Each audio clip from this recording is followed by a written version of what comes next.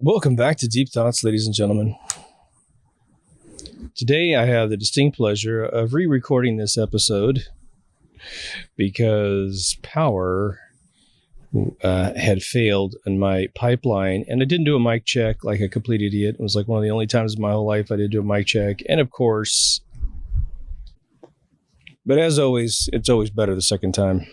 But it was 2.5 hours of what I think was a pretty good episode. So here we go. Men in Black, once again, for me. So, Men in Black. It's a phenomenon that emerged out of the 20th century. And there's going to be a few interesting little things about the emergence of this. It has been obviously romanticized in tons of movies. If you've ever seen the television show Fringe, you will have seen probably one of the most brilliant interpretations of the Men in Black ever. I can assure you that the gentleman who wrote that show definitely has heard every story I'm about to tell you.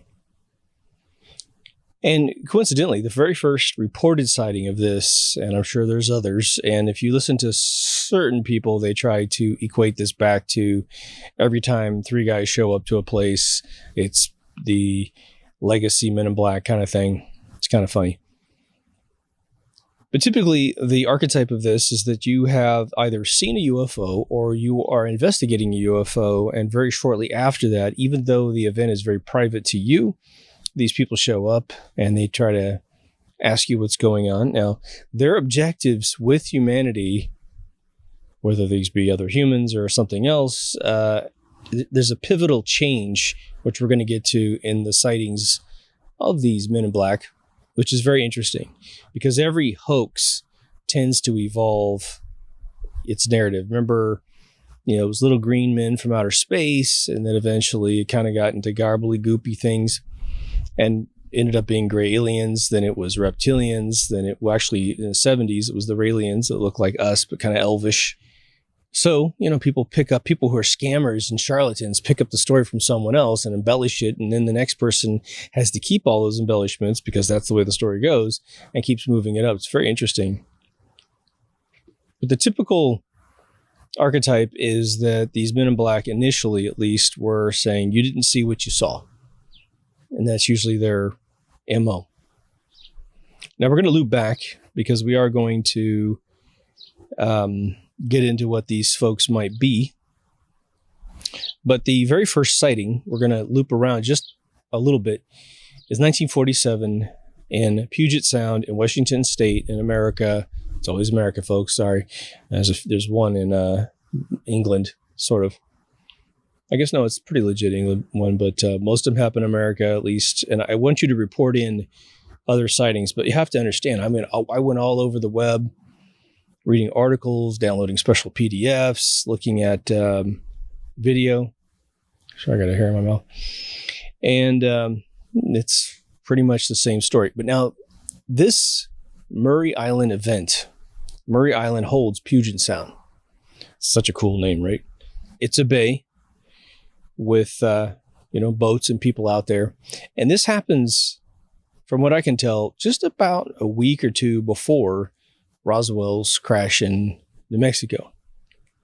But I want you to have this following fact in your mind.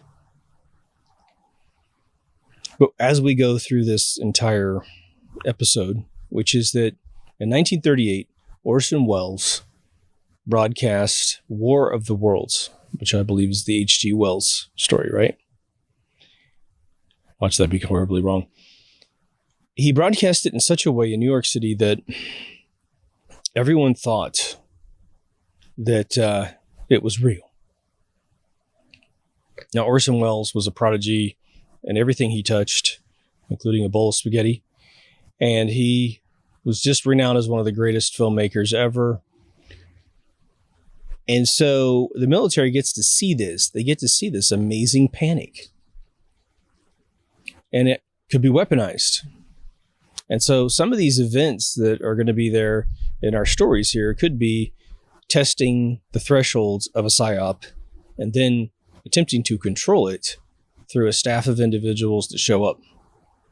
But there is evidence to suggest, and we'll have to suspend our disbelief, maybe, that there is something real to these beings. And again, on this show, it's not about how smart we are by pissing on everything. It's really applying logic and going, oh, maybe the Earth is flat. Shit, I don't know. I haven't been in space. But it's June of 1947. And I will tell you this.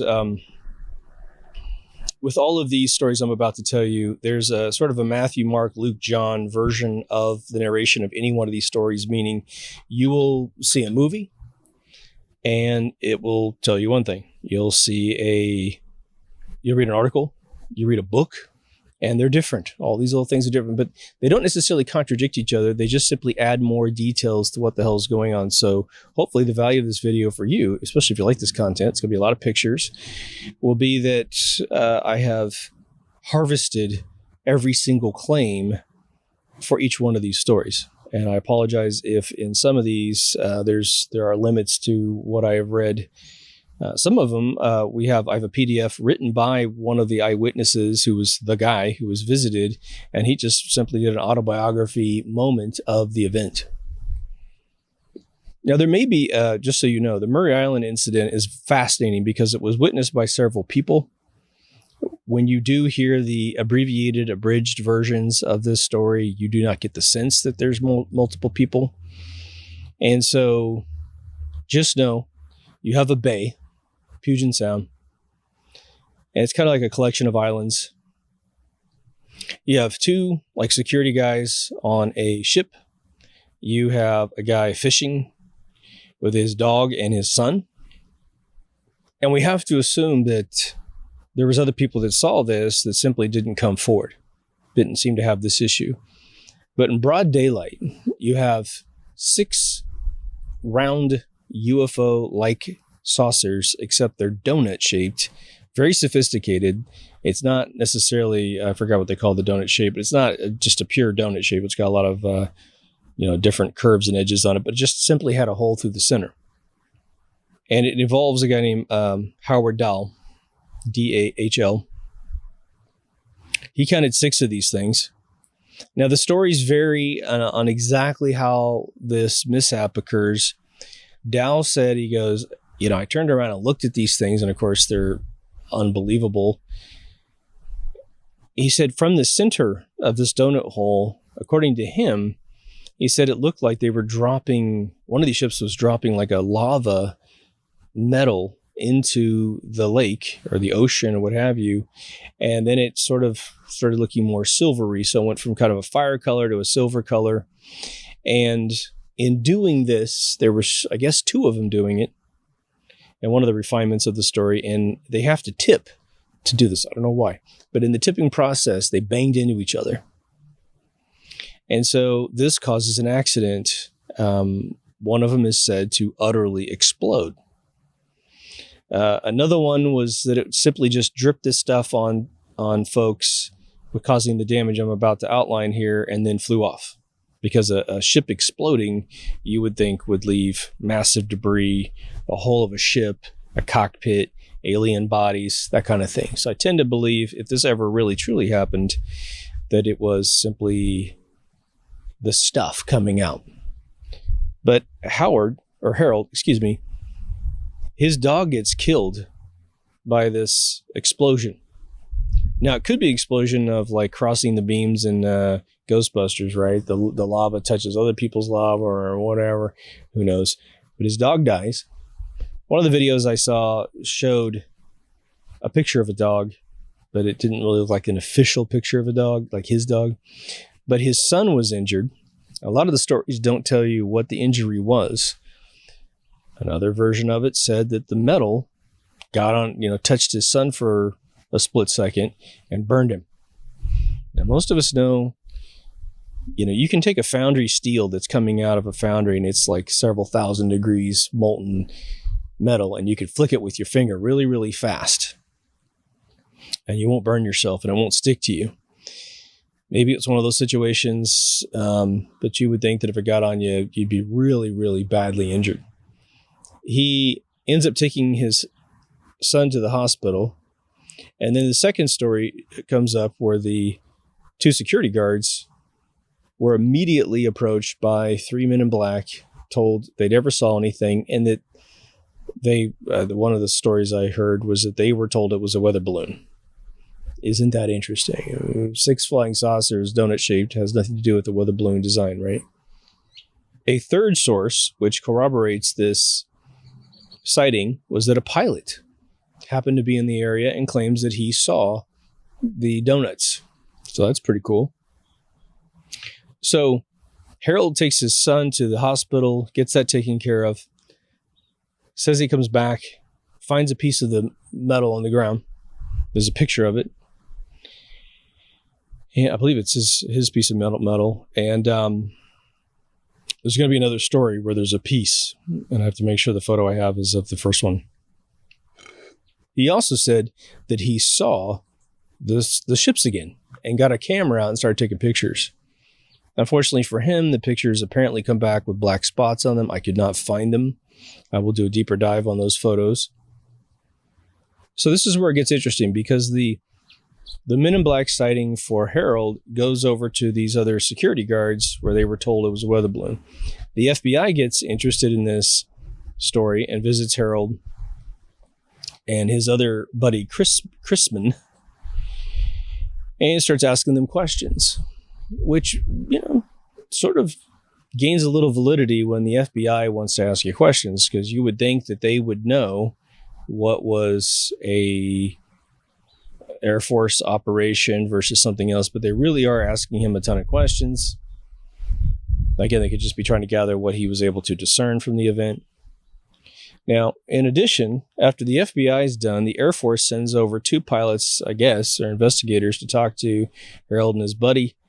They get copies of the photographs, and they get supposedly some copies of the steel, because it's just like a Roswell thing, lots of little pieces, so you can have that piece, On their flight back home, I'm not sure where they came from, their plane crashes, and the 2 Air Force investigators die with the photographs and with the metal.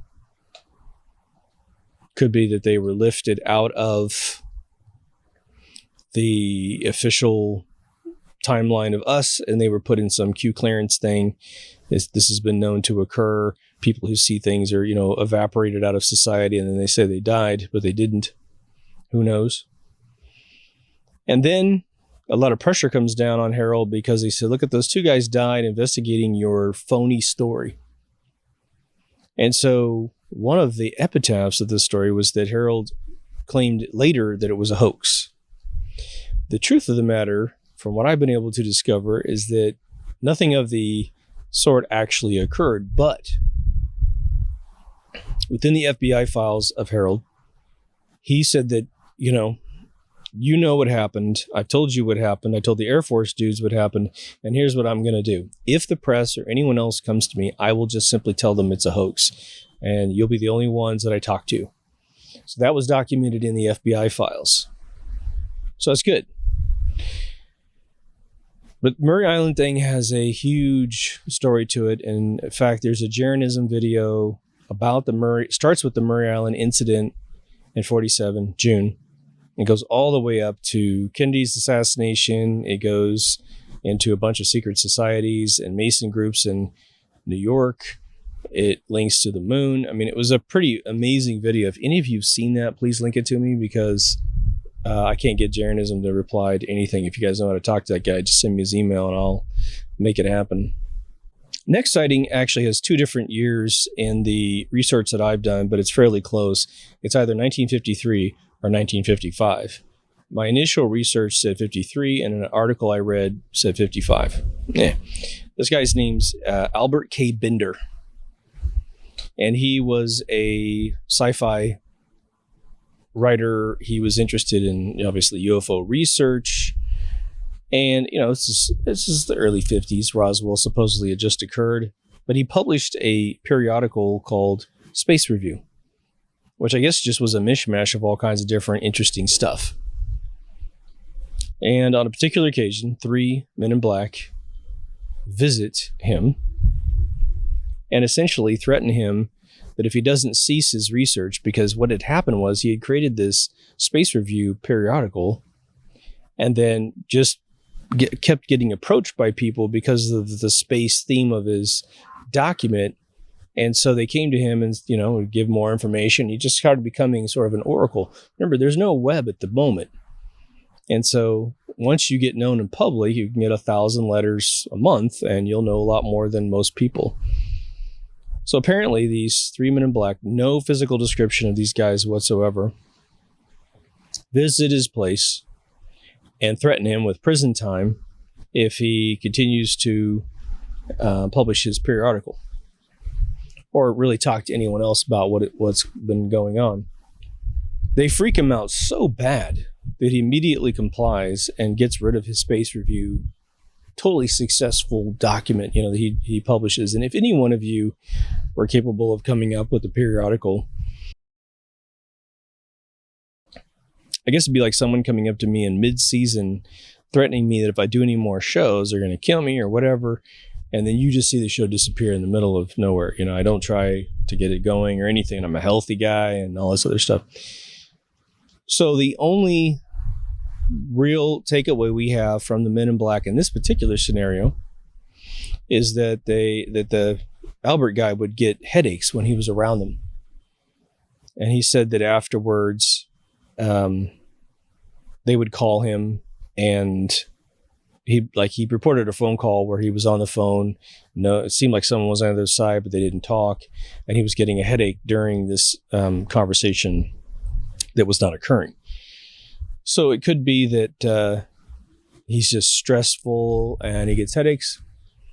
But I'm just giving you all of them right here because you're going to see this evolve slowly over time. The next one's in 1961 with a guy named Paul Miller. Paul Miller and a couple buddies are coming home from what one report says is a camping trip. And so they're armed because they have their camping gear. For whatever reason, they have parked. They're coming home. They're just a couple miles from his house. And as it's reported, all three of them should have seen this, but Paul saw a light cylinder land in the forest very close to them. He said silo. So it's mind-blowing, right, to see something land. So he gets out of the car, goes over to it, has his gun with him, says that two beings come out of this thing. He shoots one of them and just gets absolutely freaked out that they actually just run off. So now the guys are freaked out. And what's not clear is there's no physical description of the silo after it lands. Like, wouldn't it be nice to know, did it stay lit? Was it just fire coming out of a silo looking thing? Like some of those UFOs that we see, they're silos. I'll be putting some photos up here. So the three guys now are trekking back to his house. And again, I don't know why they wouldn't just get back in the car. Some of these stories are just kind of hokey little things. But they report losing 2 to 3 hours worth of their life on what should be just about a 15-minute walk. Very Whitley Strieber, but this is 1961. So the very next day, because they just go to bed, right? The very next day they get up. I guess his buddies left. And there's 3 men in black who they knock on the door. They force their way inside of his home/office. And the number one thing they want to do is inspect his clothes. And he's cool. He's like, yeah, sure. Inspect my clothes. No problem here. And then they start talking about this sighting that he saw.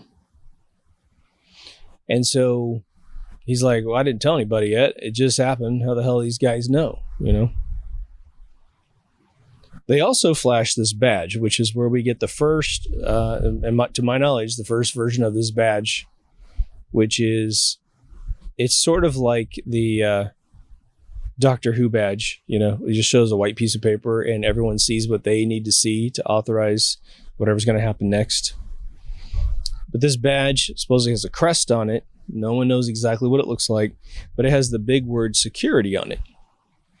Now, that by itself would be laughable, I think, to even someone in 1961. You would think it would have a person's face on it, some name or something like that. But apparently this badge is just as generic as it could possibly be. But these big guys are pretty formidable, is the thing. They told him, quote, things are best left in the dark. Story ends there. Nothing else happens. The next one is, there is one in 1963, but it's just so bad I'm not even going to go there. But in 64, we have the very famous Solway Firth Spaceman photo. And I'm not from England, but I guess that's a location in England. But it's 1964, it's summer.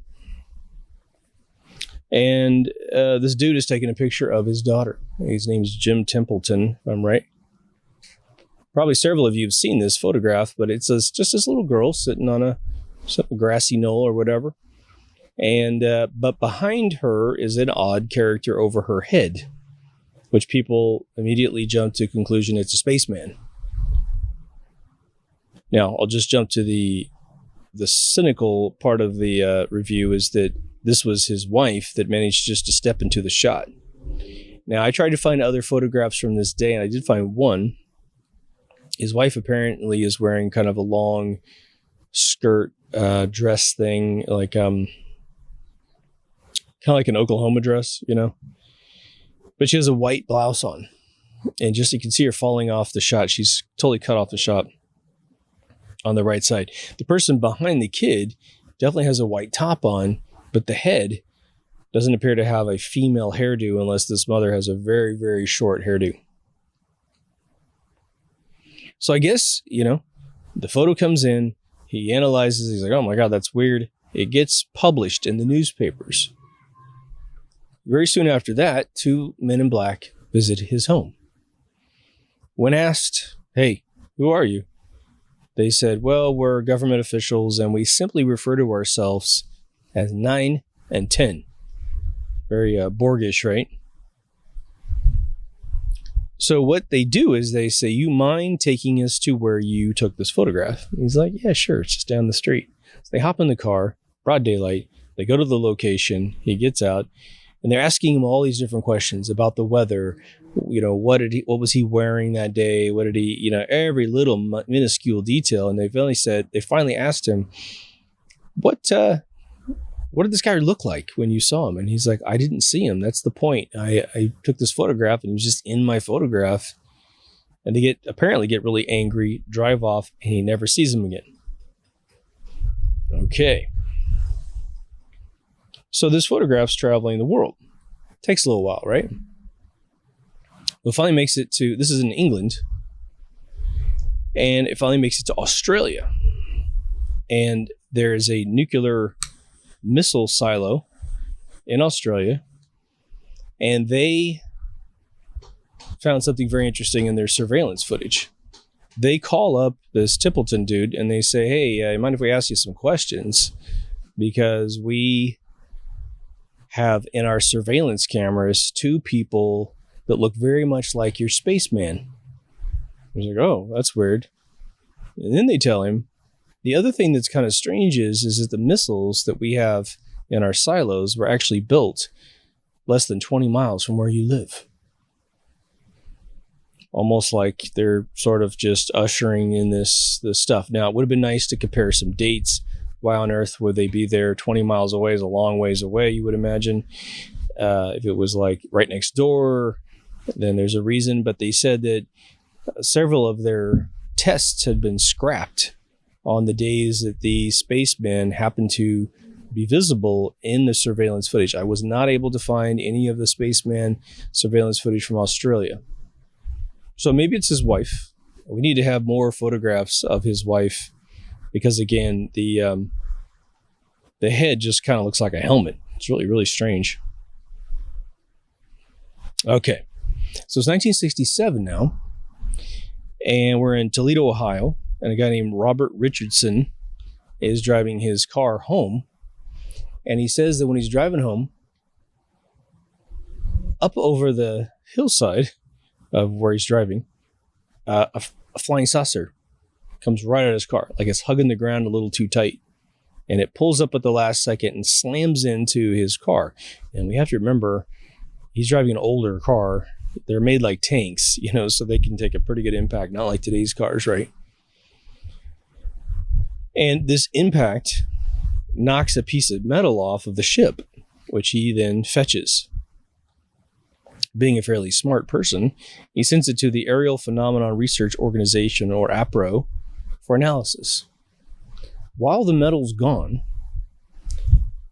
he gets visited by a man in black who drives in what he claims to be a 53 Caddy. Now, the question still remains, because again, nobody ever asks any details, or if they get the details, they don't ask the follow-up questions to really lock down how this found out, because there's a little chotsky about the car. But they said the guy was wearing, a hat and glasses, the fedora, that he behaved very friendly. Questioned him for about 10 minutes. And in this particular case, sorry, my notes weren't very good. There's two men in black. Both of them have kind of an odd olive skin.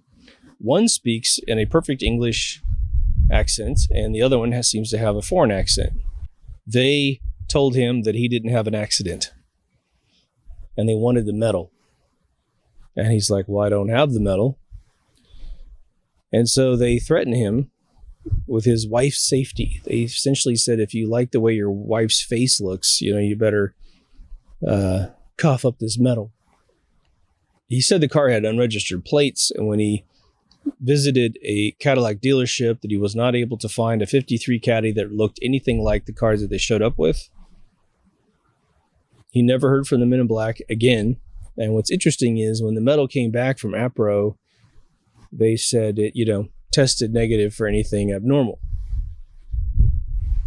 What is unclear is whether or not he got the medal back, because that's a huge deal.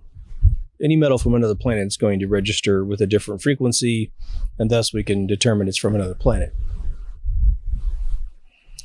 Now, the next one happens in 1968, and I could not find what the hell this guy had done. Had he seen a UFO or what have you? I'll put some text plate updates on top of the video if I can determine what it was that got this guy visited by a man in black.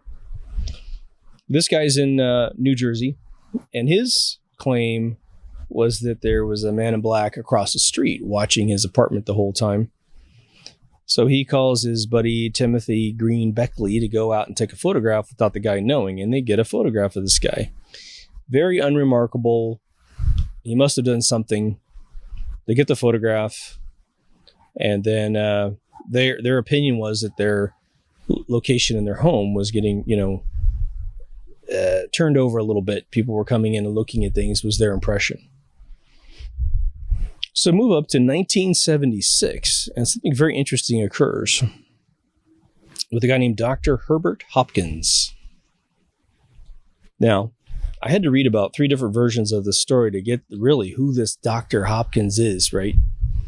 But he was a consultant on a UFO case in particular, and he performed the function of hypnotist.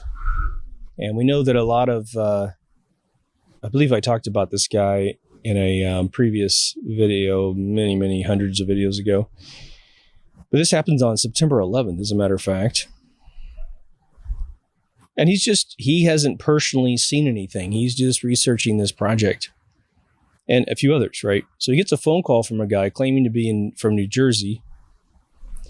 And he's like, I'm from a UFO organization. You mind if I come over? We just chat a little bit. This is going to be one guy. He's like, yeah, sure. Great. So, gets off the phone. He starts kind of arranging his home for a visitor, flicks on the front light. And before he knows it, there's a guy walking up the steps of his home. Now he's sitting there going, now, wait a minute. This guy just called me like 2 minutes ago, and now he's on my doorstep. There is no payphone anywhere near his home. So there's no way this guy could have done a phone call unless somehow he had a tap into the line on the outside of his house, or indeed he might have had a military grade cell phone way back in the day, or some satellite phone. Now, what's important about this story is that this is where a tremendous advancement in the biological description and functionality of these men in black occurs. And from this point forward, we're going to hear similar upgrades to the story. He said he had a small nose, a receded chin. He said that he had like almost plasticky kind of skin. No eyebrows, no hair, but he had like rosy lips. And I watched a video where a guy really made a decent point. He goes, wow, they create this artificial human, or this alien's trying to emulate humanity, gets the lipstick on the lips, but never figures out that maybe a pair of eyebrows might settle down the visit a little bit, right? I have to agree with him 100%. But this guy had a black shirt, black tie, black suit, as opposed to the white tie, the sort of, the old Blues Brothers outfit, right? So he comes in, and he's not really interested in much about the case. He is continuing the narrative: destroy all your files. You need to get out of this business. It's dangerous for you. And the guy's kind of like, all right, maybe he's got a nut bag on his case, And so at one point, there's sort of that moment where he's trying to threaten him. And so he says, you got 2 coins in your pocket. Why don't you give me one of them? And of course, he reaches in his pocket. He's got 2 coins. He's like, oh, that's a little funky. So he brings out a brand new copper penny. And he goes, watch this. And so the man in black guy puts it in his palm. And the way they tell the story is it went from copper to silver and then glowed blue and vanished out of his palm. And then, so you see this, he's just seen this miraculous thing. And then he asks this Hopkins guy, do you remember the story of Barney Hill and his wife? And he's like, yeah, totally. I remember that story. They saw a UFO and all this other stuff. And he goes, yep. But didn't he die of a heart attack? And he says, not really. What he really died of is his heart was removed from his body, insinuating that the coin technique was the method by which his heart was removed. Dr. Hopkins claims that he was motivated, destroyed all of his files, and then he said for months after, his phone in his home had tremendous problems connecting. He had the phone company out. Supposedly, the phone company validates his claim and says, someone is definitely messing with your phone. It's not us. We don't have any men in black kind of people. And we haven't had any maintenance in your area, so don't know what's going on here. And he hadn't seen any maintenance. When this dude left his house, though, he said that he closed the door behind him, so he's out on the porch, and instead of like getting in a car, walking off, major flash of blue light, and he was simply gone. And when he opens up the door, he says there was like tracks out there, as if there might have been a car pick him up. Very, very strange. So now we go up to 1979 and a guy named Paul Fredericks Jr. He had said that he had seen some vehicles in the sky, and after that, I consistently heard some really weird noises in the sky. And shortly after that, he contacts the Air Force to ask them questions about whether or not they're doing anything. They flat out tell him that he's tracking test flights. Right after he makes the phone call to the Air Force, 2 men in black show up. And this is where the narrative changes again. Now the men in black tell him, you should follow UFO sightings. And they proceed to give him more and more documentation, getting him spread out, really thin on all of his investigations. And he eventually went crazy, died in 2002, was committed in a mental institution, supposedly. And he just rambled on about an alien invasion, that they had convinced him that all the materials were really talking about an alien invasion. And he, before he was committed, had told people, look, it was the Air Force trying to discredit me from what I saw. What doesn't make any sense to me is that unless they're just experimenting with the human psyche, experimenting with what perhaps they're capable of doing to another human being, destroying their lives, right? But if he doesn't, if he just sees something and hears something, it's not like it's going to change the game for the government, right? He's like, hey, he saw the SR-71, whoop-de-doo. It doesn't tell the Russians anything. The Russians are going to see something, or whoever our enemy is in their minds, right? But this particular story does not come with any major refinements or even call-outs to what the Men in Black actually look like. Fast forward to 1980. So at the University of Pennsylvania, a Professor Peter, and I cannot say this last name to save my soul, it's Rojcewicz. Poof. Let's call him Professor. He is sitting in the university library after having a book recommended to him by a friend regarding UFOs. As he's reading it, he takes inventory of the room. There's 2 people in the room, a girl over here, a guy over there, and of course the people putting back books and running the library off camera, right? He says, really, without any visible, dude entering the room, there's a guy who's a Man in Black kind of guy, shows up right in front of him. Very humanoid, no problems, no descriptions I heard that he looked strange. But he said, he asked the guy, he goes, what are you doing? What are you reading? And he's like, I'm reading a book about UFOs. But he kind of minimizes. Like, I'm just reading this. Buddy of mine wanted me to read it. And the guy, apparently, in one version of the story, slams his hand down on the desk and that he's sitting at and says, UFOs are the most important find of human history. It's very important that you research this. Like, don't minimize it, which took him off guard. Now he's kind of like, hey, crazy. The guy notices that he's freaked him out. The Man in Black kind of guy puts his hand on his right shoulder and says, be well on your purpose, supposedly.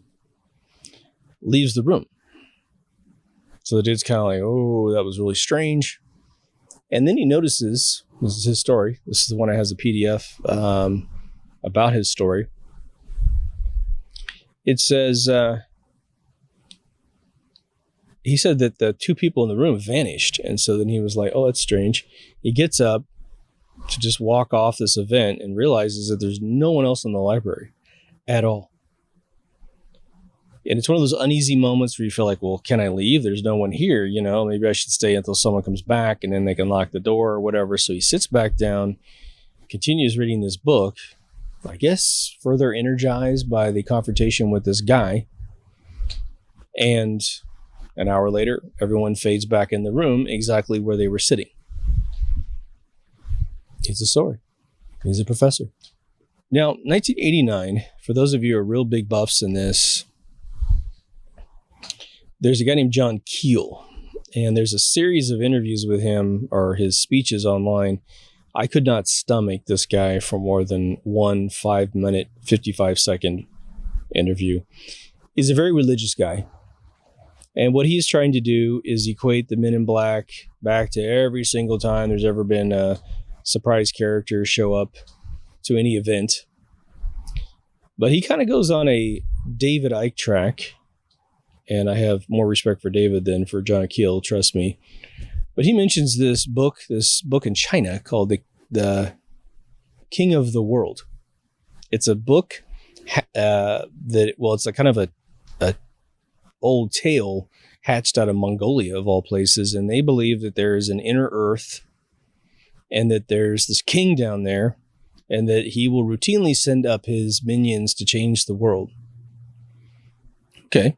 Well, the Sumerians talked about the people from the hilltops coming down to reset Sumeria, getting rid of all the corruption, reappointing people, and then going back up. And this would happen every 300 to 500 years. Okay. So like an old tale rebranded for that area. But the interesting story about this was that according to the King of the World storyline, he doesn't always want to help mankind. He kind of messes everything up at the same time. He can make things better, make things worse. So he's a dick, basically. So I'm reporting that from 1989. I absolutely have no interest in his story whatsoever personally. So then we fast forward up to 2002 with a very interesting person named Dan Aykroyd. And I just want to say that the story of Dan Aykroyd and his whole phenomenon, paranormal thing, UFO thing, I have listened to so many interviews of him being built up as this big, paranormal guy, and then he's got nothing to say. I mean, like, maybe you've seen an interview I haven't seen, but I have never seen anything remarkable out of Dan Aykroyd being a part of this family that has just, always been very open-minded. I think it's fantastic that his family's like that. But the way this story goes is he had gotten a paranormal show greenlit, which would have been great to see. And he's on location about to shoot somewhere, and he gets a call. And the call is from Britney Spears. And she's about to go on SNL. She's like, I'd really like you to play opposite me in this skit. So he's outside taking this phone call. During the course of the phone call, he's pacing back and forth outside as it's told, and this black sedan pulls up, and this man in black guy comes out. It was described as a little bit older, but he's scowling across the street. We're talking like, country road, as I had it described, at Dan Aykroyd, which, Dan's like famous. And there's a funny video out there where this foreign kid, God bless him, he didn't know how to say Aykroyd. So he was saying the funniest last name for Dan Aykroyd I've ever seen in my life or heard. But he says he looks at the guy. And of course, when someone's scowling at you, I'm sure Dan's seen that before in his lifetime. You kind of typically just avert your eyes, right? I mean, you're like, okay, I'm not going to stare at this guy. Maybe he'll come over and sort of attack me. So as he's pacing, he just does a little loop. And by the time he turns around, what he said, and we have to trust Dan's a brilliant guy, but he said this car was gone and the dude was gone. Didn't hear the engine turn on, didn't have the time that would normally take to have the car drive out of, the shot, basically, right? He's not filming, but I'm just using film metaphor. So he ends a phone call with Spears. The dude is gone. And within a couple hours, he gets a phone call and his show is canceled. Odd. Now, what I was not able to discover, there's a Wikipedia entry about this event with Dan Aykroyd. What I'm unable to figure out is what was the case he was working on? What was the caseload of the first episode? What materials had he perhaps covered in previous episodes that might have got him in this trouble with some agency of some sort, right? I couldn't find anything. Now we fast forward up to 2008, just outside Niagara Falls. And this is the coolest one of them all, which is awesome because I get to end on a really good one. Then we're going to talk about some other stuff. A guy named Shane Sovar, and October 14th, 2008, he and two other guys said they saw a triangular spaceship over the hotel. A little bit later, they see a vehicle much higher, same configuration.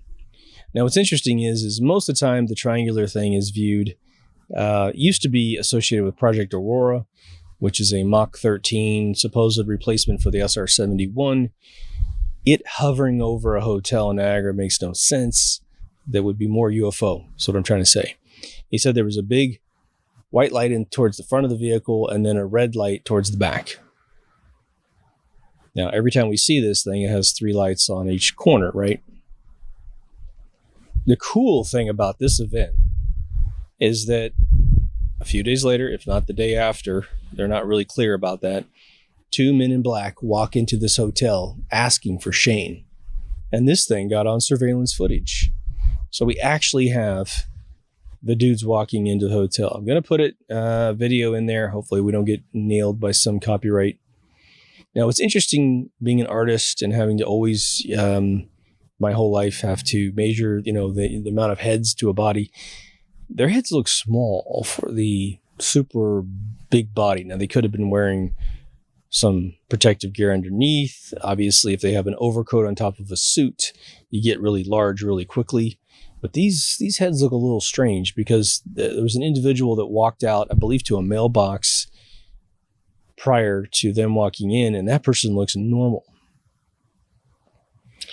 But the men come up to the desk, and there's several people at the desk. Now, what is really strange is that typically surveillance cameras are over cash registers all the time, right? That's where someone steals a little money out of the cash register, and you want to know.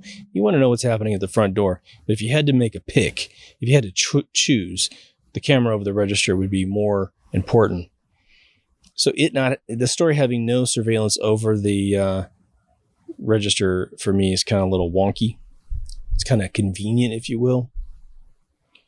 But there was a woman who was the main person that talked to them, like, where's this person? Shane, we want to talk to him. The woman said that the two guys looked like twins, like Monogazic twins. However, their skin didn't look real. They had no eyebrows. They had hair, but it looked like, in her opinion, because they're so identical between the two, that it looked like hair that was kind of plasticky, and it was attached to the hat, one of those kind of things. She also said that they had huge blue eyes, like bigger than normal. She got extremely freaked out by these guys. She also said they didn't blink, which was interesting.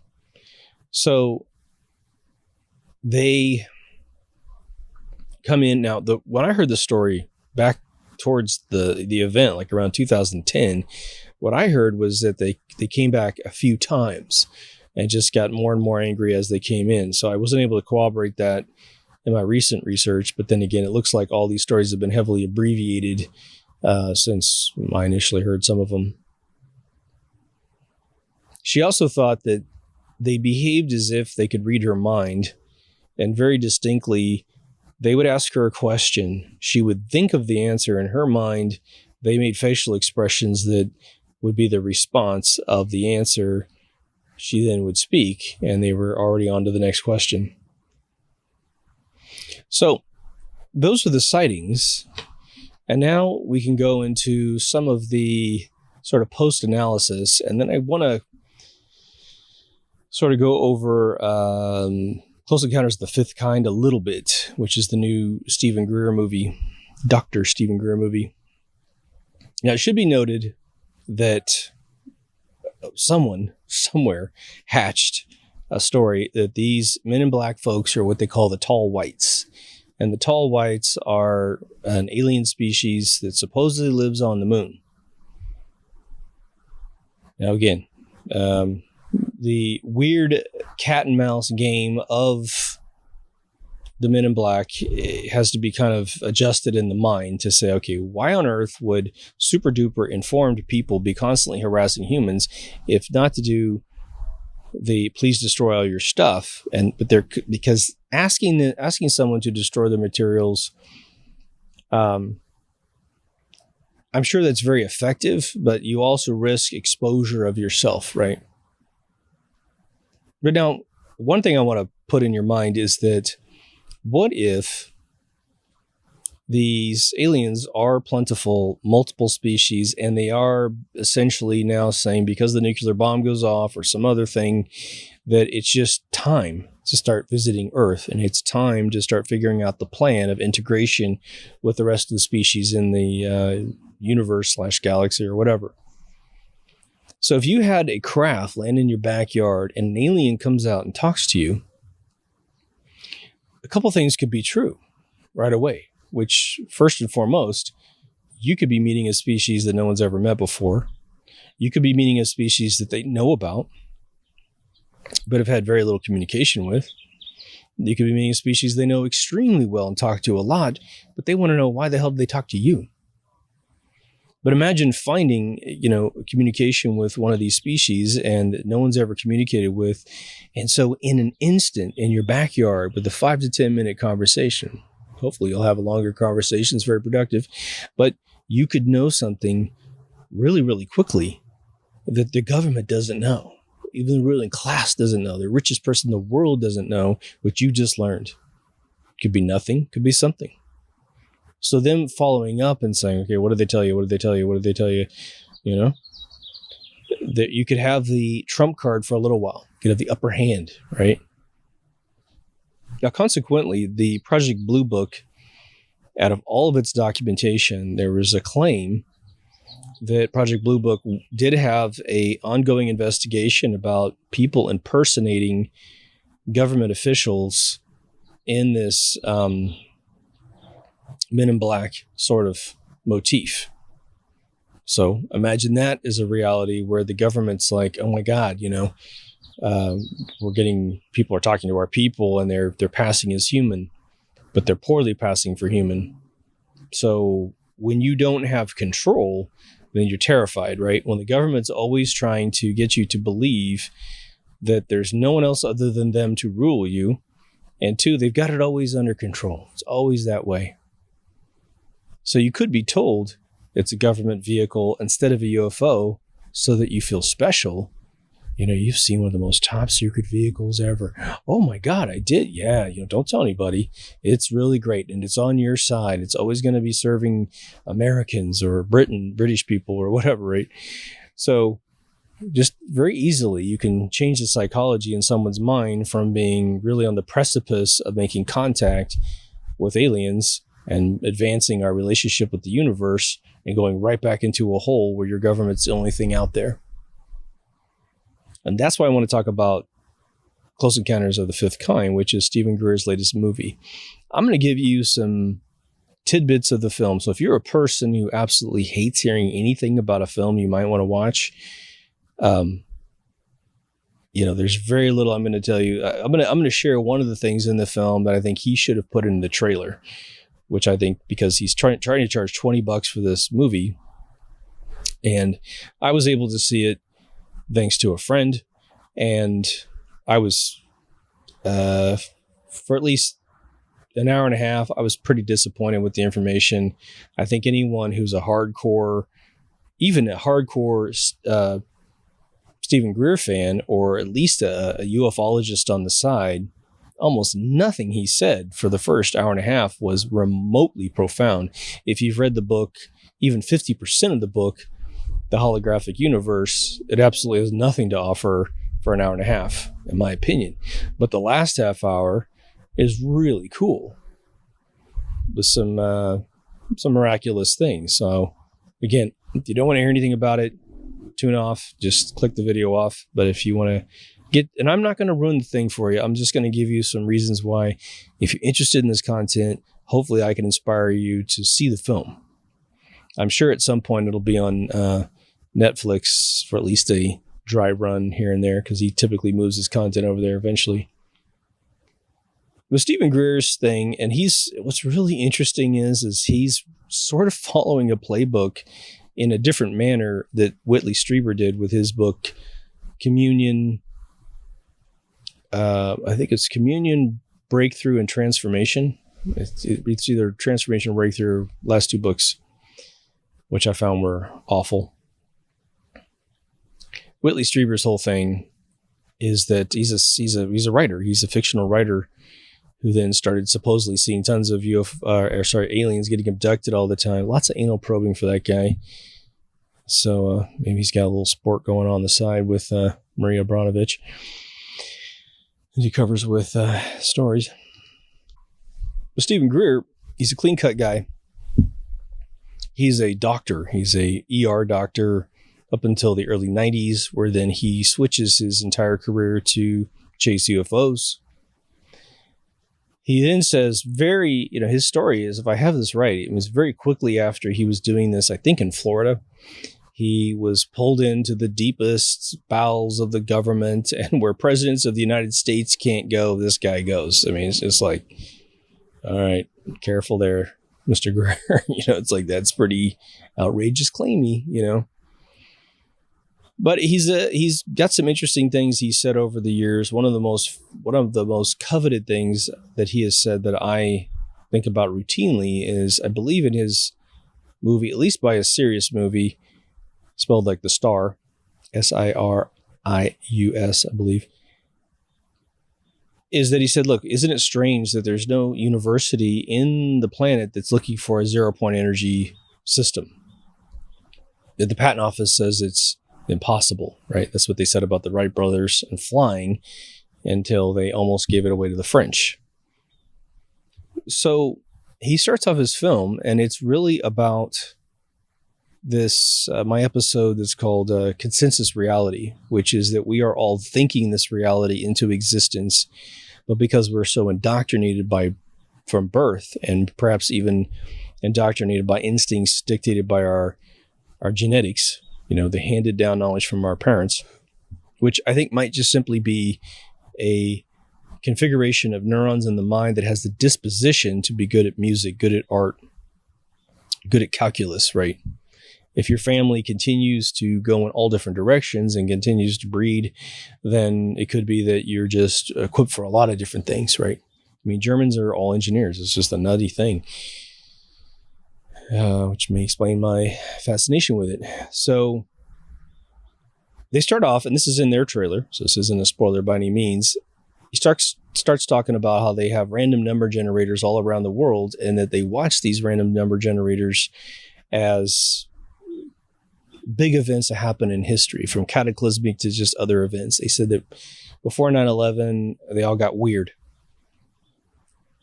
And that's because the consciousness of man is supposedly changing. Now, what I don't buy about that is that we didn't know that was coming. It wasn't like we all said, okay, the New Year's is coming, and we could all think weird about what could happen after 2000 switches over from millennia to millennia.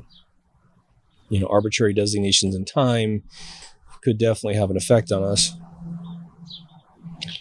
But I've told you guys several times that in the first 50% of the book, Holographic Universe, which is got about 30 PhDs in the front cover, or just inside the cover, he covers random number generators. He covers the pachinko algorithm, which is, if any of you have seen the Chinese game, the pachinko game, they've got a bunch of little pins inside a really thin plate with a piece of glass so you can see into it. And they drop a bunch of little tiny ball bearings, and usually they fall into flowers, and you can win prizes and all kinds of cool stuff. But if you just remove all the gamey part of it and they need the ball capturing mechanisms, and you just let the balls fall down into the little catchers down below, these little cups that catch the ball bearings, you always tend to come up with the bell curve in the center. And another thing you can do to confirm this is if you get a pair of die, write on a piece of paper 2 through 12, and you just roll the die, and you put a little dot over the number that you roll. You will get a bell curve towards 7. Snake eyes in 12. Very, very rare that those numbers come up, right? So in the holographic universe, they talk about this experiment they've done at several universities where they have the kids think to the left, think to the right. By the way, this all gets back to UFOs. And so they do adjust the curve a little bit. The bigger the pachinko machine, the more options. The curve is a little bit more malleable. They have the guy in Japan who froze water in a room with people meditating towards the ice, and it made beautiful snowflakes when you thought love at it, and this horrible gobbledygook when you think mean things at it or hatred thoughts at it. Now, personally, I would have to really get that machine open sourced to know that it's not being adjusted between sessions to give the illusion that this is occurring, to create money. But inside the movie, he talks about a city of 200,000 smuggling in 2,000 people to think beautiful thoughts in the city, peaceful thoughts. And it reduces, coincidentally, well, the cause and effect is for us to determine, but the ER visits went down 28%. Other issues went down significantly, way beyond random. And so one of his goals is to get the whole planet together, 70 plus million people, which would be 1% of the world's population, and think in a particular way such that we could change this reality to the positive, which isn't that coincidental. Before he released his film, I did my episode where I talked about how the secret could be used as a weapon as well as a benefit. So Greer's onto this. It's good. But now Greer's whole thing is that through, I want to say he said like Maharaja meditation methods, they have this guru technique where you think for 30 minutes to get what's called blank mind. And once you hit blank mind, which if you've meditated, you know it's very, very difficult to do. And the more versatile your mind is, it's really hard. But you hit blank mind, which has got to be more than just sitting there. And he says he can feel these beings in space. And he can direct them to his location, and then he sees them. In one case, I believe said he saw the alien being itself when he's like 17 or so. But what he does to make money, as I understand it, other than just a foundation that might raise money, is that he takes people out for sightings. And so you sit in a circle, chairs like mine, blanket over your lap because it's kind of cold, park it out. You're encouraged to bring a camera. Well, they miraculously come up with lights. At some point in the meditation, these lights show up off the coast, and they're dancing around. And they go away, and they come back, and they do all kinds of stuff. Now, he talks in the movie about creating a protocol to communicate with them, but he's never talked about having a conversation with them. So, like I said in a previous episode, it's easy to create a baseball diamond in the sky as a protocol with them and say, fly to the left for yes, fly to the right for no, up for maybe, down for we don't know. And then go to the center to wait for another question. Never saw that. Plus, here they are being called by people that seem to love them, and nothing, they don't ever land, and they don't ever come out and talk to these people. It defies logic for me 100%. So I don't know if he's got a gimmick, little gypsy table where the room's full of special effects, right? And he's like, hey, cue the, whatever, the smoke. And maybe he's got someone downwind that's flying drones. Who knows, right? Then it comes to these photographs. And we're going to get into how he believes that how they travel a universe, which I think is sort of interesting, kind of hokey. And I should say that Dr. Steven Greer has not seen our episode on Einstein, still believes the hoax of Einstein and E = mc squared limitations of traveling the speed of light any faster. So his whole garb about these aliens and their limitations is that they can't travel in warp vehicles because they would take too long to get here. And I have to say, having made several space video games in my lifetime, yeah, you could be at warp 20 and it's still going to take you a really long time to get from point A to point B. So there's logic in that there's a different method of flying around the universe. We got these circles, people are taking photographs, and every once in a while they get these apparitions. And having grown up with a professional photographer as a father, and then my own experimentation with visual effects, it looks like a bunch of mishaps of bulb exposures, right? You lock the shutter open, you sit there too long, and you get like strings of light coming off people's faces. Don't know. It just sort of looks like camera mistakes to me. But now we're digital. And he took a shot where there was a gentleman in the circle who had a light being kind of show up. And again, it's one of these kind of John Lear things where they circle, you can totally see the skull. And the skull was like this big triangular thing where little thin chin with a very big skull. I mean, must have been two times the size of a human skull in vertical height. And at least 2 times in its width at its most intense point. But Steven Greer goes, that's the so-and-so race. They're the healer race. Okay, you just totally know that. All right, why don't you back up a little bit here? How'd you find that out, So the interesting thing about the story, and this is, for me, again, it's a 2-hour movie with all kinds of information. And if you're not obsessed like me, you may find a bunch of it really informative. But this should have been in the trailer, man. I mean, in my opinion, he blew an opportunity to add zeros to his paycheck on this one. And again, I have a very sort of inquisitive, positive emotion towards this man. But I just don't know if he's being duped like Bill Cooper. We're going to get into that. Or if this is all legit. Obviously, we all want it to be legit. But the dude in the circle of which this apparition appears over his head in a particular photograph, I don't think anyone said they saw it with their naked eye. Maybe they did. He had a congenital hearing problem, meaning that by the age of 10, he was clinically deaf. And this made him an introvert.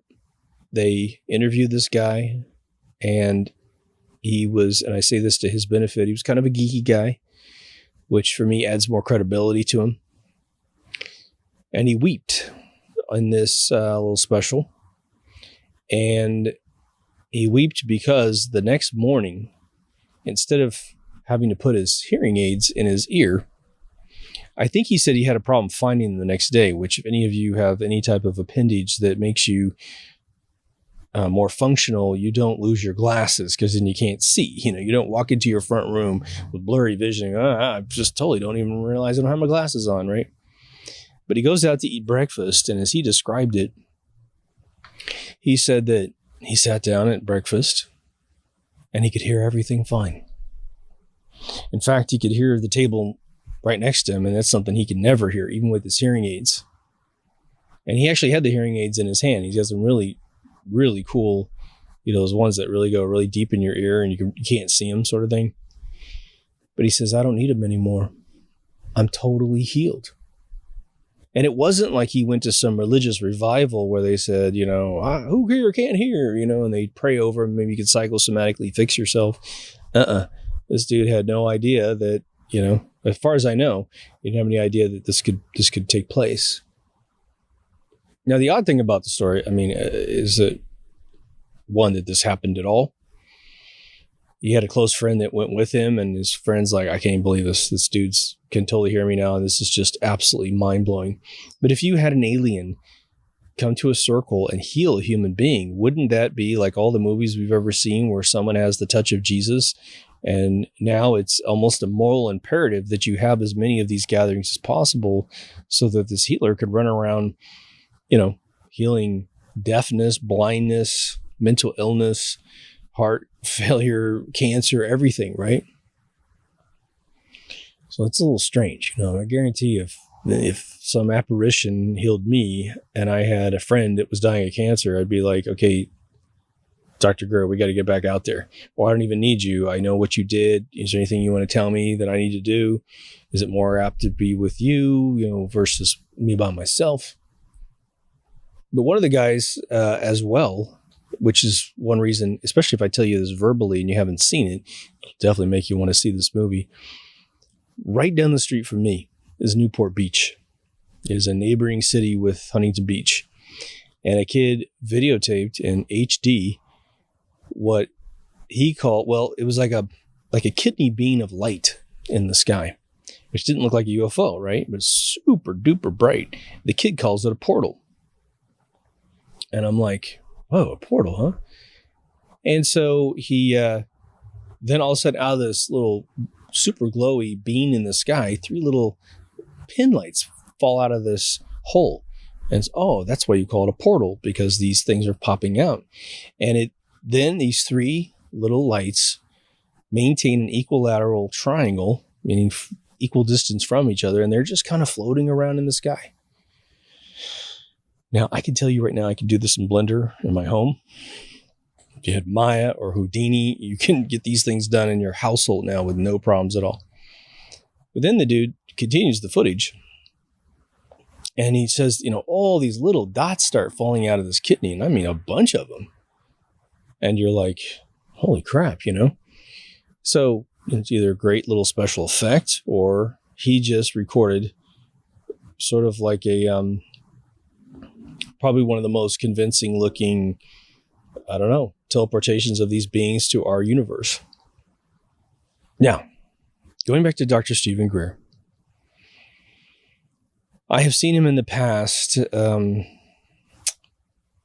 we all have generational things. If I were lying to you about anything that I had ever seen, if I tell you a big fib about me seeing a UFO, meaning an alien of any kind, then my story is going to match the culture of the time that I'm in. The maximum idea I've come up with will be the maximum thing I've seen on in a movie, a television show, read in a book, or my own creativity. And I'm a writer, so I could probably think up some interesting new things, but there's still a barrier, a threshold, an invisible ceiling of what I'm able to conceive of. And so if 100 years from now, for my fib, you actually do meet a real alien, nothing's going to match, most likely. And so, for any of you familiar with David Icke has been a big proponent of the reptilian alien invasion theory, where he believes that reptilian aliens shapeshift to the shape of Queen Elizabeth and that they're running the world. It's a very deep rabbit hole. Enjoy it. When Jesse Ventura, who had his little conspiracy show for a little while, interviewed David Icke, it was the most, I don't know what the deal was. It was the most unprofessional interview I think I've ever seen in my life. It's unprofessional for this particular reason. What if I had a music interview show? I mean, I'm always interviewing new artists, old artists, legends, and I managed to get Gene Simmons and Paul Stanley on my show, Kiss. Maybe even Peter Criss and Ace Frehley. I'm that lucky. If I publicize my show, then I'm going to have a bunch of Kiss fans watching the show, which is going to be me. And if I am rude to any one of these people from the band, I will be basically spiting my own audience, right? I've brought the audience that likes Kiss to my show, and I take a crap on Kiss right during the interview. I'll only give you that analogy so that you can see what I'm about to say in a little bit more focus. I think very few people are super angry at David Icke for his willingness to experiment with an idea that this could be true. Remember, David Icke went around the world, studied reptilian worship, the dragons in China, the dragons in Japan, the serpent worship out of Africa. And what I add to it, the cobra over the third eye of the pharaohs in Egypt. There's a lot of serpents and reptiles in history as authoritative figures. So what David Icke did is just had the balls to boil that up to something. And because of the Zulu shaman that he met, and with the big 750-year-old necklace with the reptilian male with the phallus going into a human female, it looked like there's crossbreeding stories going on, So he just called it, he just let it be what it was and didn't, he just went with it and developed theories. So he meets Jesse Ventura, and Jesse Ventura is a complete asshole on this show. That's how Dennis Miller lost his show. He pissed off his guests by being witty and condescending to his guests. And it was that, if you ever want to see the show that killed Dennis Miller's show, he interviewed the actor that played the father on Poltergeist, as well as the show Coach. And at one point, that guy was like, he looks at the camera and he looks at the end and he goes, "What's up with this guy? This guy's a dick and I'm on his show. I don't want to ever come back, But David said in the Jesse Ventura interview very well, I thought, was that he has identified the fact that through the spectrum of light, we don't see that much of the light that exists. Just a tiny sliver of the light is visible to us. And so he said, these beings live in those other spectrums of light, and so you can't see them. So Dr. Steven Greer takes a little bit more scientific, which I definitely appreciate, and it really gets to my theory of Coral Castle, which is that you can resonate matter to essentially stabilize so much that you could actually push two objects kind of through each other, because their atoms will miss each other if they're aligned properly. With the Coral Castle dude, remember it's Coral Castle, but it was actually limestone, not coral. My theory was that he was resonating the stones with a sacred geometry pattern of electricity, which allowed ether to flow through the stones, making them rendered pretty much weightless, and he could pull them off the trucks by himself. Again, no eyewitness said that he used a pulley and a bunch of support beams to get anything off the truck. Otherwise, everyone would tell the story that I drove the truck underneath this thing that hoisted them off the back of the truck. Nope. He always pulled the stones off by himself, and just within a few minutes, so that the guys could take off. Someone told me once, he said, I went to Coral Castle and it was really unimpressive. And I just thought about that. It's like, well, I haven't been there, but Jesus. All right, I'm going to pull up a flatbed truck. You can use anything out of his little workshop over there. I want you to get the 60-ton rock off the back of this truck by yourself. Go ahead. You weigh 180 pounds. He weighed 110 pounds. Not only did he do it to all the stones, get it all worked out, but he moved it like 25 miles south after that. Something like that. All by himself, loaded them up. So unimpressive. So Steven Greer's thing is that he took this frequency model and advanced it up to the fact that they're resonating their ships, their bodies, everything into other frequencies of existence. And there's, Star Trek episodes about this, what have you. And he had talked about a guy going into transcendental meditation, doing an astral projection, and that he's in his, what he calls his like soul energy. Sounds familiar to the show, right? And he's blasting through the universe. Sounds like a DMT trip to me. But he bumps into a spaceship. His soul bumps into a spaceship. And he couldn't figure out how that was possible. And he said, I could feel the aliens inside the ship going, oh my God, what's a human doing out here in space or whatever, right? You're kind of bodiless, so what are you? So, the big epiphany, the big thing that Steven Greer gave this guy was he told him, well, what's happening is you're running into the spaceship that's in that same frequency as your soul, which is sort of terrifying assertion that your soul is a full tangible thing that then aliens could then grab you. You die and they grab your soul. Oh my God, it's just not a great story. There's a kooky theory out there, which doesn't make any sense based on what we've seen, that there's a cage around Earth and that when we die, we bounce off the cage and we come back to Earth and that they own us. It's really strange. So he's baked it up to that level. For him, that's profound. For a lot of people, it must be profound, right? Now, I would probably be able to comfortably believe this frequency changing thing, but what I don't understand, even with an electrical model of the universe that's ethereal based, it doesn't bridge the gap of, point A to point B. Now, he gets into that old, forgot what military general or whatever said it, but I forget the guy's name because it's such a hokey little story, but it was one of these things about remote viewing. And some general said, we've got the technology to send ET home. Oh, okay. What's that? Did you find a anti-gravity machine in the Nazi laboratory after World War II? When further pressed on that comment, he said, well, do you know how remote viewing works? And he says, oh, so you're talking about consciousness can travel all over the universe instantaneously. And he says, exactly. Now that's a little bit easier to understand, but I guess what might be the case would be, and this I don't believe was outlined very well in the movie, but imagine I'm in a human body. I do a, transcendental meditation. I astral project completely across the universe. So I send my consciousness instantaneously across the universe, wherever the hell I'm going. And I guess you have eyes somehow to know where the hell you are or sense of where you are. And now you find a place that's going to be, I guess, hospitable to what you know as life, because how would you manifest your body in another realm unless you had complete mechanical understanding of what that atmosphere can provide, what gravity requires of you, ethereal pressures, etc., etc.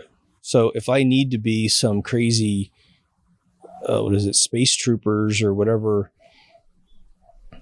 insectoid thing, then I have to conceive of the body to create it. And, maybe there's some trick. You copy the pattern of something that's there, like something in Fringe. But the part that sort of bothers me is that if anyone is lying, and maybe they're not, They were all trying to do exactly the same thing.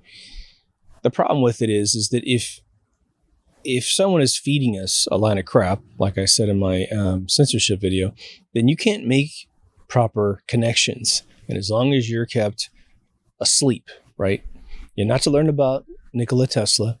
You're to believe the ether doesn't exist. You're to believe E equals MC squared, which was finalized a year before Einstein was ever born, which immediately introduces all kinds of limitations to mass and energy, velocity, all that kind of stuff. Then you can never find what you're looking for because someone is lying to you about what you are, what the universe is. So for me, the Men in Black, just to loop back here, it's one of these things, it's like the Hitchhiker's Guide said, it's wholly unremarkable to me personally. The stories are pretty humanoid for a long, long time until this Hopkins guy starts talking about them having small noses, recessed chins, weird skin, rosy red lips, no hair on their bodies. Then all of a sudden they, just like a comedy, in 2008 in Niagara Falls, they put the hair up inside the hat. Well, this will totally trick them, you know. They're chasing around this. This is what's, if you watch Fringe, I'm telling you, Fringe is one of the best shows ever written in world history, right? It puts X-Files to shame, and X-Files is great. But so let's just dial back the assertions of these MIB guys. You and I see a UFO. According to all these stories, we have a pretty high likelihood that a Men in Black 3 to 1 are going to come visit us. Either 3, 2, or 1 are going to come knock on the door. And they're going to know about us having seen this UFO. Now, that's pretty amazing capability, isn't it? Jeez. The dude knew he had 2 coins in his pocket, supposedly. He was able to make a coin disappear in his palm. He was able to appear and vanish without any issue. Now, the funny thing about the guy that said that he vanished, in a puff of blue light as soon as he closed the door, what happened to the puff of blue light to arrive there in the first place? So if he was able to keep the first puff of blue light out of vision, maybe that's to conceal his powers, and then he wants to show off his powers as he leaves. But if you had this amazing capability, if you watch Fringe, you'll see that the writer of Fringe didn't let his MIB people have this limitation because they're looking for Shane in 2008, right? Why the hell don't they know where Shane is? They're like super duper crazy alien dudes. Why wouldn't they just know where he is? Just use Dr. Steven Greer's theory and go, oh, there he is, right there. He's getting some ice cream right there. Oh, he's fixing his flat tire right there. So they have all these capabilities, but not the ones that really close the gap for them, right? I told you I would talk about Bill Cooper because what I find interesting is that the narrative changed in the 70s, that these Men in Black wanted people to go and research things. Get into it. And then one guy said he was, potentially fed a bunch of bad stuff until he goes insane, that there was going to be an alien invasion. Well, it's interesting to find out what the psyche would do. I don't think he would go insane believing that there's an alien invasion. I don't think that's a formidable thought necessarily, unless you see something horrific done by these aliens, right? Oh, well, you see what they did to my dog? They turned him inside out. They're going to do that to everybody. Then you're freaked out that they might be visiting. The thing that drove him nuts was that he said in his mind he had all the proof and no one would believe him. So if they really do it, there's no correlation between the two results, right? Bill Cooper said in 1967 that he was on guard in the Navy, just a private or whatever, and he's got the dudes on the ship, and he said the ocean opened up and these spaceships went boom, boom, and went into the atmosphere, seen by not only him, but other people on the deck, at least one other person. And then before he knew it, it opened back up and what he believes to be 2 different ships went back down inside, almost like a little trade-off, which is the whole, abyss story that they live on the bottom of the ocean. According to him, the inner command, sent him a little message on the walkie-talkie. Did you see something there? And he's like, yeah, I don't know if I should try to tell you what it is. And they said, come on in. He goes in, he describes it. Within hours, men in black show up. And I don't know, I mean, if this ship was in the middle of the ocean and they've helicoptered out, or if it was just, a little bit out from the bay, I don't know. But he was given Q clearance or some relative clearance like that, which means you got everything. You got more than the President of the United States. And that he said for the next 20 years, he was given just tons of UFO cases, told for sure these things are real. And then he takes an interview, and I want to say it was 97. It was a CNN interview at his house as it was pitched. It was really, kind of a crappy recording. So I don't know if someone recorded it off TV. It was a 4:3 aspect ratio. But he said on his sofa, he goes, you know what? Because I know what I saw, 67. That actually happened for sure. But he goes, I think maybe everything else that I was told might have been a lie, because nothing really amounted to anything after that. He never had another close encounter. So if you think about it, it overlays pretty closely with the change in narrative of these men in black to say, oh, no, you should totally go for it. It's the most important thing in history, go. The other thing I find interesting is that there's this explosion of UFO stories that are very credible. The Murray Island one is witnessed by multiple people. And then you have the Roswell crash, which is witnessed by multiple people in two different ways. You have people that actually saw the craft and the aliens who were pedestrians, as well as military people, who all confessed to that effect. Then you have, actually, it's probably 3 layers. The second layer is everyone who saw the materials and said, yes, I held them in my hand. They're definitely not from this planet. And I don't know where they went. Wright-Patterson Air Force Base is where they went. Third layer of people are all the spouses and wives and best friends of people that managed to see the aliens, to be involved with this, and they were all threatened. One woman was probably most certainly killed in sort of a Dorothy Kilgallen manner, where she ends up in a hotel registered to her sister's name.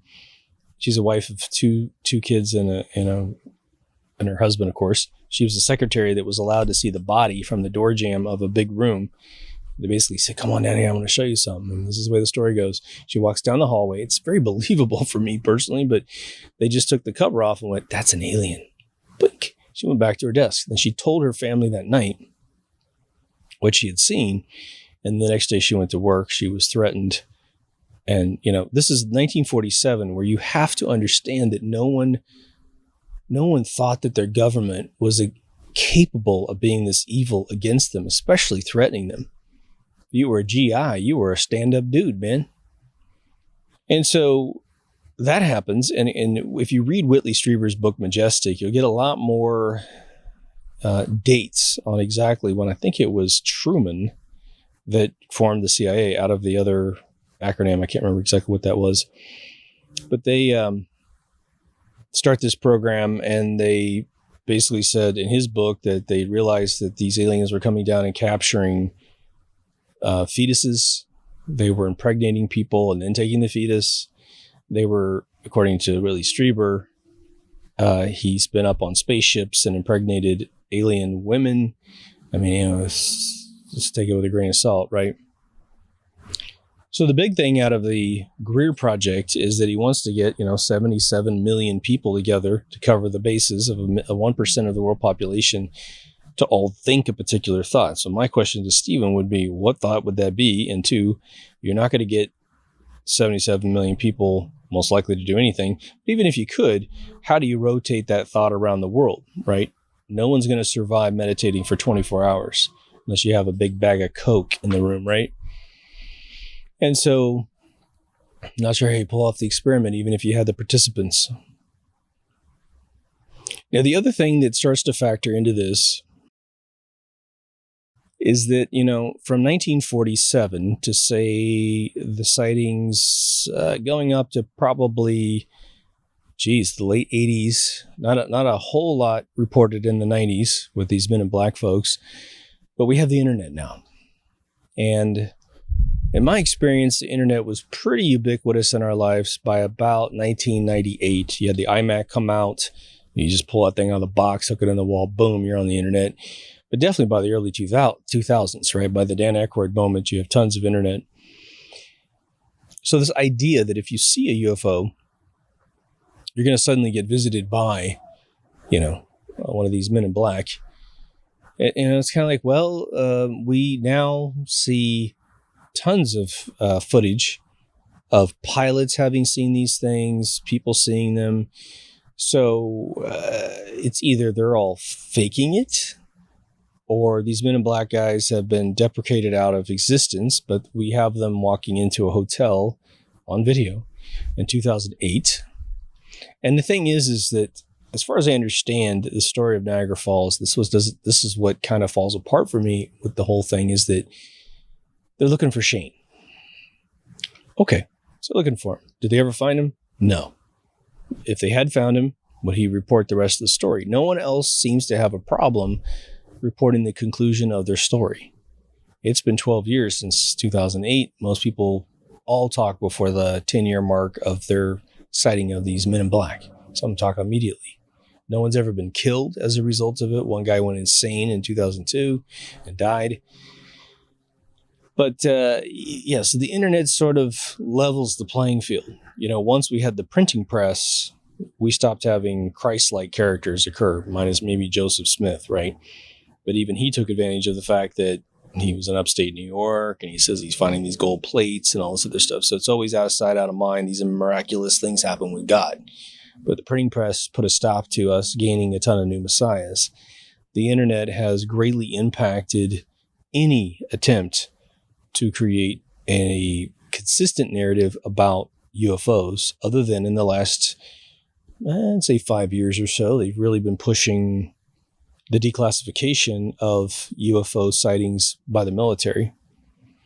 One thing that Dr. Steven Greer talks about, and he talks about it in a way that I like, which is that he says, they're there. We just got to deal with it. Let's get that out of the way. Like, first 5 minutes of Zoom, let's just throw that out of the way. They exist. There's a bunch of different ones. They have different ships, different species. As he says it, some are, in his estimation, 100,000 years ahead of man. Some are 1 billion years ahead of man. Now, I don't even know what the hell we would look like 1 billion years from now, or what we would care about in this universe if our civilization had survived that many years. You would think that almost nothing would matter. You would be little mini Q continuum creatures out of Star Trek, right? So let me know what you think about this whole thing. And I'd be interested in your elaborations on stories that I didn't cover. As far as I know, I didn't skip much. The Keel guy, I did find a lot of value in that. There's plenty of guys that are charlatans that do these super rehearsed presentations at podiums. There's very little Q&A ever. And typically the Q&A immediately reveals the weakness of the claim. Like was it 2001 Project Disclosure that Steven Greer did, which is very admirable what he did. He pulled together a ton of people in the military and consulting groups that had seen UFOs and said, look, you're sworn to secrecy, but if we all get together, we can all reveal what we've seen, sort of thing, right? So that was cool. But one of the guys, like I said several times, I think he said that there's like 23 different species or something. And then he said, this British journalist said, well, what do they look like? And you could see the terror on this guy's face that he just threw out a claim that he hadn't thought of his answer to. And say, oh, they look like us. Some of them just look like us, Of course, then there's the grays, it's just like, come on. If this dude knew even a dozen, hell, if I even knew 5 different alien species, I would start rattling off the differences. Well, one of them has close eyes, one of them is the grays, but they work for these other folks. And there's the tall whites on the moon, and I go through all the things. But this guy just face planted right on camera, and no one ever calls it out. It's really weird. It's like we're all in cognitive dissonance. We want to believe, and then it's like the facts of the claims are really bad. Anyhow, hope you dug the episode. This is $4.99. Hopefully it's as good as the one I made last night that turned out to be blank of any audio. So if you haven't been to deepthoughtsradio.com, please go. We have all of the feeds there. We have 2 reliable video, YouTube and BitChute. We have 2 podcasts for all the device that you could possibly bring to the game. We have 4 social media. If you're into Facebook, please do join the Facebook group. It's locked, so no one can see what you're doing. It's your own private world with a bunch of people of like-minded IQs and souls, and we're just all looking to put our thoughts together. And, you know, the one thing I don't really talk about is that the Facebook does deal with issues I don't do episodes on all the time, which are episodes about current events, you know. So if you're suffering from an anxiety of a current event, go right there. Or, you know, you're down a rabbit hole and you're stuck, or you're down a rabbit hole and you're feeling strange about what you learned, bring it into the group. You'll find that there are pretty like-minded folks there. If you're a big QAnon person, I want to recommend a friends page, which is called the Vincent Fusca page. Just go look that up, and you'll see him holding a poster as the header image. The other one I'm doing more often is tweeting. So I'm definitely getting some like-minded people to come over to the channel from there. The other one is minds.com, which is a First Amendment protected Facebook copy, which is beautiful. I really, really like it. I hope that they're the utter replacement for Facebook. And there's gab.com, which is sort of trailing behind in features. So we'll see where that goes. There's a couple of ways to donate to the page. There's PayPal and Patreon. I just want to thank every single one of you. In the last 30 days, I've just had this huge surge in the Patreon, and some folks dropping donations in PayPal. What that does is, if you get into PayPal, for sure, I can get you the episodes before everyone else sees them on most occasions. This was going to go out immediately because I'm a day behind because of the bad recording. Most of the time, 85% of the episodes are there for a couple days before anyone else gets to see them. That turns you on. You also get in the credits, so whatever handle you use gets in the credits forever. And if you want some tchotchkes, we have a store with a couple different shirt designs. They're going to go on for at least another couple weeks here as season 5 comes to a close. I'm working on a big project right now, which will become season 6's intro. So that's cool. If you're looking for season 1, it's not on this channel because I had to remaster all the episodes. So that link is also on the website. So go over. First 100 episodes are mostly for you. Format's a little bit different because I had the microphone 2 inches from my mouth. I apologize. It's since repaired that. But anyway, till the next episode, take care of yourself and someone else. And I'll see you in the next Deep Thoughts. Over now.